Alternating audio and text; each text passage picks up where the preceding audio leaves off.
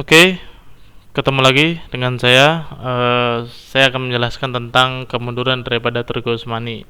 Di antara kemunduran atau jatuhnya masa Turki Utsmani itu, di antara faktor-faktornya adalah kelemahan sosial dan moral. Jadi, kemunduran Turki Utsmani itu pada tahun kurang lebih 1924 ya. 1924 1925 lah. Ya, saat kekhalifahan Islam sudah hancur diganti menjadi republik pada saat itu. Turki Utsmani hancur, akhirnya Turki berubah menjadi republik. Nah, jadi pada masa Sultan Abdul Hamid II itu sudah bermunculan ini ya, demoralisasi, terus ada prostitusi di sana, banyak sekali orang yang meminum khamr kan begitu ya. Para pemuka agama hanya sibuk berzikir katanya seperti itu ya, sebagian pemuka agama gitu ya, tapi tidak melakukan amar ma'ruf nahi mungkar kan. Akhirnya udah kemaksiatan merajalela di mana-mana ya, militeristik semakin rendah kan begitu ya, semakin menurun, jiwa perang daripada orang-orang Turki Utsmani semakin menurun. Akhirnya udah dari situ apa namanya ya, salah satu faktor ya yang paling kuat juga yang membuat Turki Utsmani itu menjadi mundur kan gitu ya. Mungkin disebut namanya kalau bahasa sejarahnya itu adalah the dark age ya, masa-masa kegelapan. Selanjutnya adalah kelemahan sains dan oknum agama. Nah, di Turki Utsmani itu ilmu pengetahuan sangat kurang ya, karena ketika masa Turki Utsmani yang dikedepankan itu hanya militer gitu ya. Dan oknum agama yang dimaksud di sini adalah yang tadi saya bilang gitu, amar ma'ruf nahi mungkar yang dilakukan oleh para pemuka agama, para sufi-sufi pada saat itu tidak signifikan gitu ya. Akhirnya kemaksiatan tetap merajalela di mana-mana kan seperti itu. Membuat orang-orang lemah kan seperti itu. Tidak, jadi dia beragama tapi hanya dikonsumsi untuk dirinya sendiri kan seperti itu.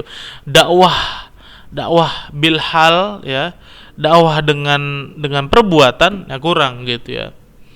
Bahkan dakwah nya itu hanya untuk kepentingan diri dia sendiri. Akhirnya udah semakin lemah kan seperti itu.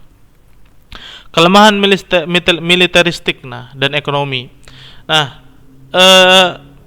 di ini ya, di Turki Utsmani itu masih menggunakan apa ya namanya, alat tempur yang klasik ya, pedang, terus meriam kan seperti itu ya. Tapi meriamnya pun meriam yang klasik kan seperti itu. Akhirnya saat bangsa Eropa sudah mulai melakukan revolusi besar-besaran, ditandai pada masa revolusi Prancis, revolusi industri di Eropa, sudah menggunakan mesin yang canggih ya untuk melakukan pembunuhan massal kan gitu ya.